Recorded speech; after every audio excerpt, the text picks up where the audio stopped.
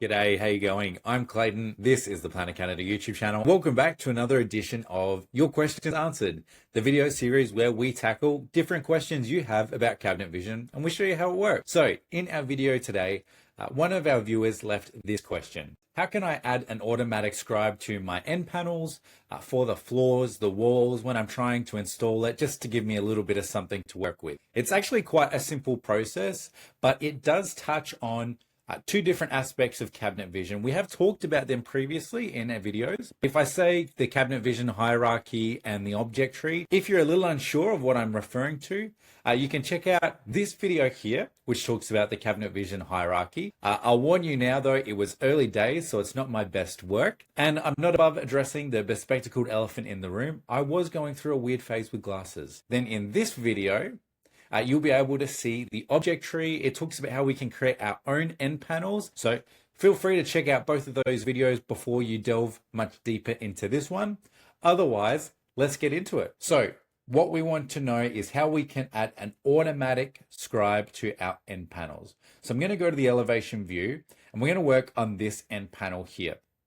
We're just going to do something simple. We want to be able to add an inch to the height of this part and to the depth of this part as well. It's the exact same process essentially. So we need to try and trick cabinet vision almost so that we can have part settings and assembly settings that are different from one another. And I'll show you what I mean. Here's a room that I prepared earlier and we'll go to the wire mode so it's easier to see.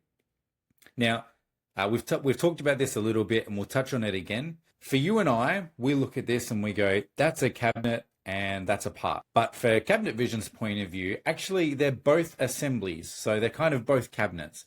This is a cabinet with a top, a back, a bottom, couple of ends.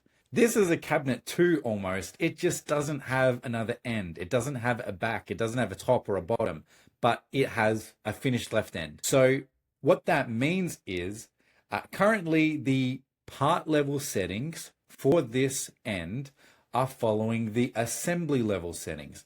So I've clicked on this. From the elevation view, I'm clicking on it as an assembly, which means if I change the height here to be something like 45, yes, the part has changed with it because it's following the assembly setting. To illustrate, I've got this cabinet here. Let's say we make this 80 in height.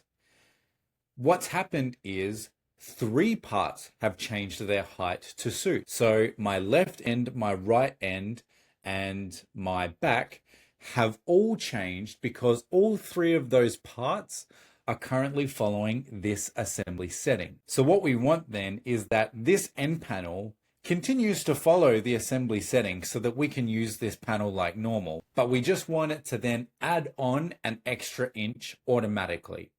So we can remove this. Well, let's go back to our kitchen and let's find that part.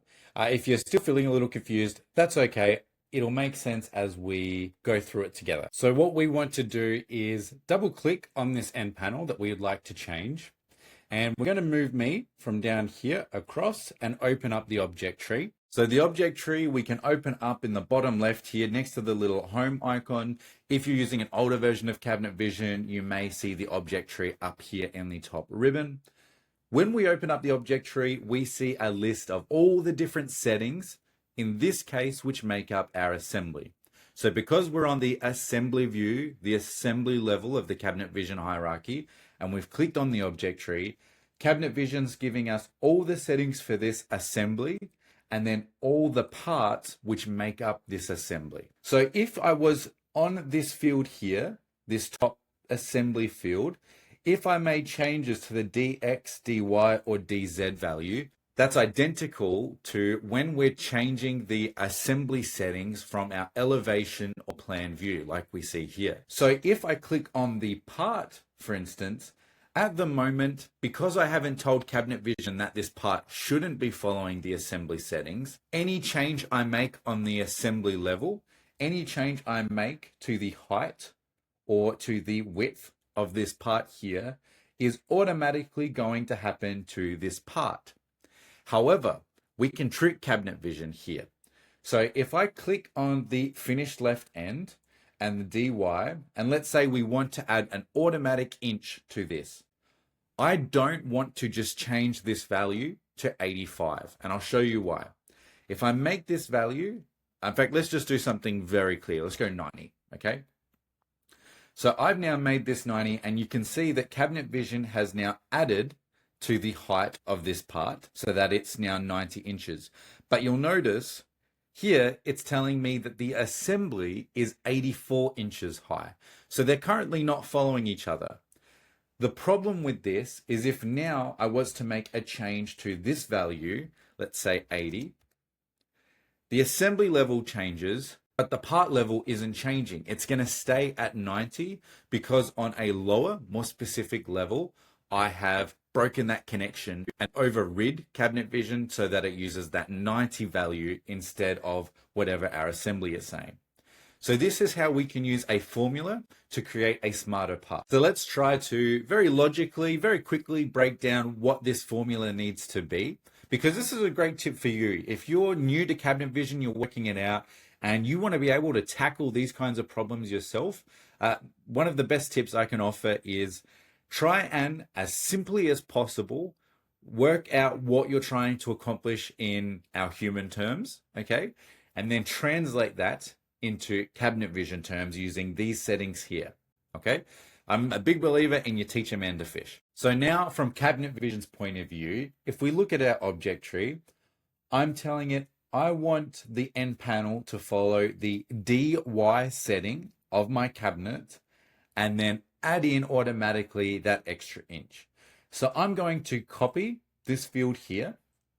I'm going to click on my finished end. I'm going to click on that dy value again, and we're going to use an equation. We're going to put in the then field here. We're going to click Control V and paste it. Then I'm just going to go +1. And now I'm telling Cabinet Vision, you work out the dy setting of this part according to what value you get back from our cabinet height, and then you just add on 1 inch automatically.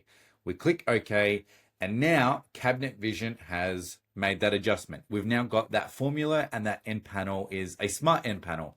It works itself out according to other settings. So if we were to now go back to our assembly level, and let's say we make this 90, Cabinet Vision changes the part automatically so that it is 91. And it's the exact same process for the depth of our part as well. We would just go back to the assembly level. We would find the value we want here, which is the DZ. We copy that. We click on our finished left end. We see that the DX in this case is the value for the width that we want to be changing.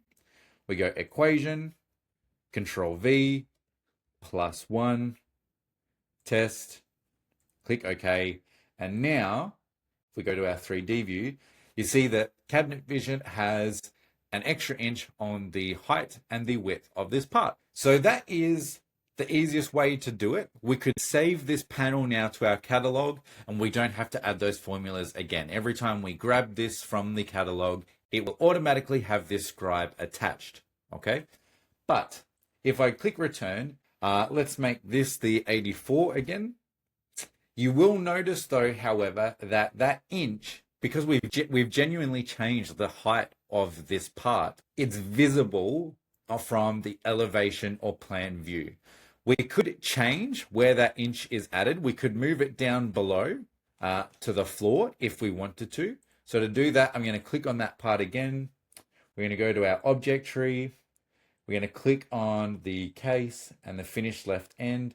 And here I can change the X, Y, and Z values. This is the placement of that part in relation to the assembly level. So I'm going to move it down an inch, which is our Y value here. I'm just going to go -1. Okay. And now technically Cabinet Vision is going to finish at the right height at the top here, and it's just going to move it down so that inch is added at the bottom here. So it's a little bit more discreet if we would like to do that. If we're not happy about seeing that extra inch at all, there is another way that we could tackle this. If I go to the S2M Center now, and I load up the list of all the parts that are in this job, you may not know this, but from the S2M Center view, we can actually make modifications as well to our parts. These aren't lasting modifications. They won't impact what's in my job already on my plan or elevation view. They only impact that particular visit to S2M Center. So if I changed anything here, then I clicked on plan and elevation, and then I reloaded S2M Center, I would not see any of those changes I had made. Cabinet Vision would reload this information according to what it sees in the job. So just keep that in mind. And I need to preface this by saying this isn't going to be the solution for everyone. I could imagine this is a useful solution if you have just a particular job. So we're not talking about a standard you want to use in all of your projects. You just have a particular job which is a pain in the butt, and we need to make the end panels wider or taller for this specific project before it's nested. Then in that case, load up S2M Center, sort through the description so you can put them in alphabetical order. Let's find the finished left end that we were looking at just before. What I could do is find a representative of all of the different ends I need that need to have a scribe added to them. Then I could manually change the length and width of this part here. And then I could remove the other finished left ends like so, and just add however many of this one I need. But this is not designed to be a permanent solution. It's a quick fix to bail you out if you're working on a tricky job and you just want to make sure you can get the project out to the CNC and keep up production. Thanks for watching. If you've got any questions about what you saw in this video, let us know in the comments below.